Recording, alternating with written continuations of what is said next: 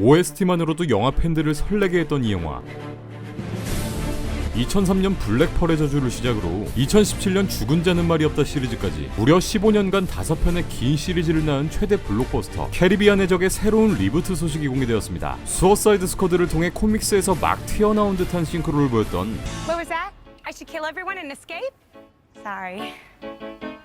The voices.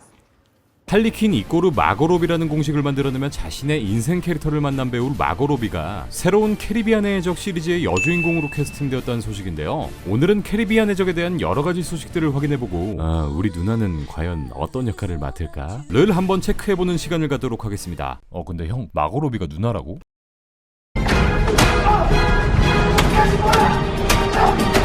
바로 들어갈게요. 렛츠고.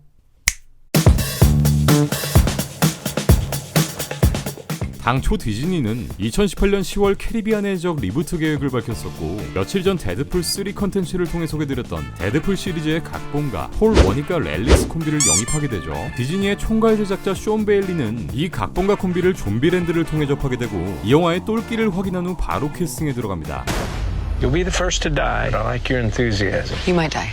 Thank you for your sacrifice. 하지만 몇 달이 채 되지 않아 결국 이들은 프로젝트에서 나가 떨어져 버리고 이 영화의 리부트 계획은 사실상 물거품이 돼버리죠. 사실 캐리비안의 적 그 자체라고 할 수 있는 조니 뎁이 없는 상황에서 이 캐리비안의 적이 새롭게 쓰여지는 건데 15년이라는 긴 시간 동안 디즈니와 함께 영광을 누렸던 이 영화를 그래 이제는 보내주자 라고 하는 내부 의견과 아니 그래도 돈 되는 영화인데 포기 못하지 라는 의견들이 대립하기도 했었죠. 마지막으로 개봉하는 5편 죽은 자는 말이 없다는 전편들보다 못하다는 혹평, 그리고 북미 자체에서는 흥행에 실패하지만 결과적으로는 6억 2천만 달러 수준의 성공적인 흥행을 하며 역시 캐리비안의 적 시리즈의 이름값은 톡톡히 하게 되죠. 결국 디즈니는 이 시리즈를 포기할 수 없었고 이후 HBO의 체르노빌 각본을 쓴 크레이그 메이진과 캐리비안의 적 1편부터 4편까지의 각본을 쓴 테드 엘리엇 영입, 미확정이었던 감독 또한 2017년 죽은 자는 말이 없다 시리즈를 연출한 요아킴 레닌 감독을 다시 한번 캐스팅하며 리부트를 통해 이 시리즈를 심폐소생하겠다는 의지를 드러내죠. 그렇다면 15년가량 이 대박 시리즈의 멱살을 끌고 갔던 우리의 잭 스패로우 선장은 어떻게 된 것이냐? 두 번씩이나 이 거지 같은 섬에 버려지다니. 지난 2018년 10월엔 캐리비안의 적의 각본가인 스튜어트 베티가 직접 조니 뎁의 하차를 밝힙니다. 영화 팬분들이라면 조니 뎁과 앰버 허드의 난장판 싸움을 잘 아시겠죠. 지금부터는 이 둘의 난잡한 진흙탕 스토리를 한번 살펴볼게요. 조니 뎁은 2013년 영화 럼 다이어리를 통해 앰버 허드와 만났고 2014년 12월 약혼 후 2015년 2월 5일 비공개 결혼식을 올립니다. 하지만 결혼 15개월 만에 둘은 파경을 맞게 되고 2016년 5월부터 본격적인 이혼 소송에 들어가게 되는데요. 할리우드에서 이혼 소송은 워낙 밥 먹듯이 일어나는 일이라 그러려니 할 수 있겠는데 이후 앰버 허드가 조니 뎁의 가정 폭행 행각, 조니 뎁이 마약과 술에 찌들어 정신적으로 불안한 결혼 생활을 이어갔다는 충격적인 사실을 공개합니다. 앰버 허드는 자신에 대한 조니 뎁의 폭력을 입증하듯 법원에서 이렇게 멍든 얼굴과 초췌한 모습들을 보여주었고 평소 가정적이었고 딸병신 아니 딸바보였던 조니 뎁의 이미지들이 한순간에 추락하며 나락의 길을 걷습니다. 이후에도 앰버 허드의 침대 똥 사건, 앰버 허드가 설치한 몰래카메라에서 폭력적인 모습을 보이는 조니 뎁.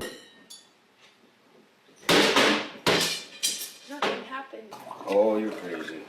You're crazy. Have you drunk this? You got this going? Oh, really? Really?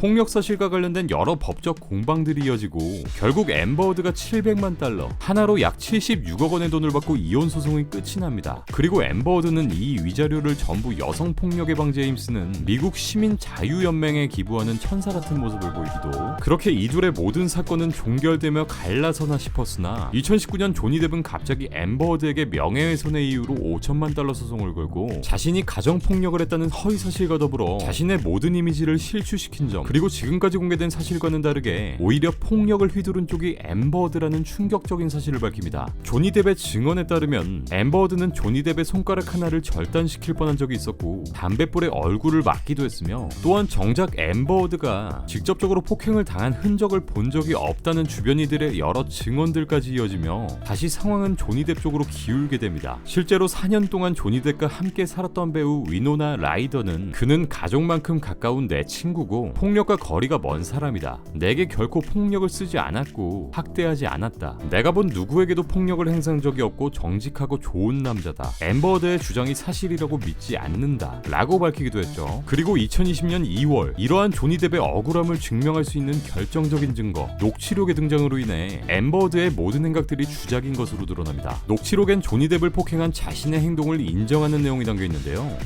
And I watched you lie, and then I I didn't punch you, and by then the way. I'm sorry that I didn't hit punched me. you across the face in a proper slap, but I was hitting you. It was not punching you. I fucking was hitting you. You can't I don't know get what me. the motion of my actual hand was, but you're fine. I did not hurt you. I did not punch you. You're a fucking baby. Because you start You physical are fights. such a baby. Because Grow you- the fuck up. Because you start Johnny. physical fights. I did start a physical fight. Yeah, you did. Tell the world, Johnny. Tell them Johnny Depp. Johnny Depp, man, I'm a victim too of domestic violence. And Yes. it's a fair fight. And see how many people believe or side with you. It doesn't matter if for fair fight. My ass. Exactly. Because you're bigger and you're stronger. And so when I say that I thought you could kill me, that doesn't mean you counter with you also, that you lost your own finger. I am not trying to attack you here. I'm just trying to point out the fact of why I said call 911. Because you had your hands on me after you threw a phone in my face, and it's gotten crazy in the past, and I truly thought I need to stop this madness before I get hurt. Oh my God. And I never think about myself that way. I never defend myself that way. I never see myself as a victim. It's too fault, you know? 이렇게 성차별적인 발언까지 곁들여 조니 뎁을 폭행하고 조롱했다는 충격적인 사실이 밝혀지고 다음 달인 3월 앰버드가 조니 뎁과의 결혼 전에 테슬라 CEO인 앨런 머스크와 미래하는 CCTV 공개. 네, 여기서 얘가 입고 있는 건 수영복이고 요 건물은 조니 뎁의 펜트하우스. 이러한 증거들로 이둘의 상황은 아주 그냥 360도 뒤바뀌어버립니다. 360도는 원점이지. 이렇게 사건을 반전시키는 사실들이 줄줄이 소세지 마냥 공개되며 천문학적인 돈을 받고 일하던 이 여자의 변호사들도 줄줄이 쥐지. 지금까지의 상황은 이렇고요. 소송 초반 이 미친년 앰버드의 활약으로 인생 나락의 길을 걷게 된 조니 뎁은 가족적인 이미지를 엄청나게 중요시 여기는 본인이 수년간 몸담았던 디즈니에서도 자연스럽게 방출되는 수순을 겪게 되었는데 이후 이 씨발 앰버드의 행각들이 밝혀지며 조니 뎁을 위한 정의라는 해시태그 운동 또한 일어나게 되었고요. 캐리비안의 적을 통해 다시금 잭 스패로로 돌아올 수 있다는 가능성이 제기되고 있죠. 물론 아직까지는 이 리부트 작의 제작 또한 확정되지 않았고 잭 스패로우 그 자체인 조니 뎁의 복귀 또한 알려진 내용은 없습니다. 원작 시리즈의 리부트는 이렇게 깸깸 무소식인 상황 속에서 올해 초 디즈니에 관한 소식들을 전문적으로 보도하는 더 디지 인사이더를 통해 디즈니가 여성을 주인공으로 하는 캐리비안의 적을 준비 중이다 라는 소식이 들려오게 됩니다. 디즈니는 이때부터 이 영화의 주인공 역할을 할 여배우를 캐스팅 중이라는 소식이 알려졌고 여기에 MCU의 네뷸라, 주먼지 시리즈로 얼굴을 날린 배우 카렌 길런이 물망에 올랐다는 루머가 전해지며 본격적인 시동에 나선 것으로 알려지게 되었죠. 그리고 며칠 전인 6월 27일 디즈니는 여성 버전의 새로운 오리지널 시리즈 캐리비안의 적이 제작될 것을 공식적으로 밝히며 여기에 버즈 오브 프레이를 통해 합을 맞췄던 마고 로비, 각본가 크리스티나 호드슨을 본격 캐스팅했다고 발표합니다.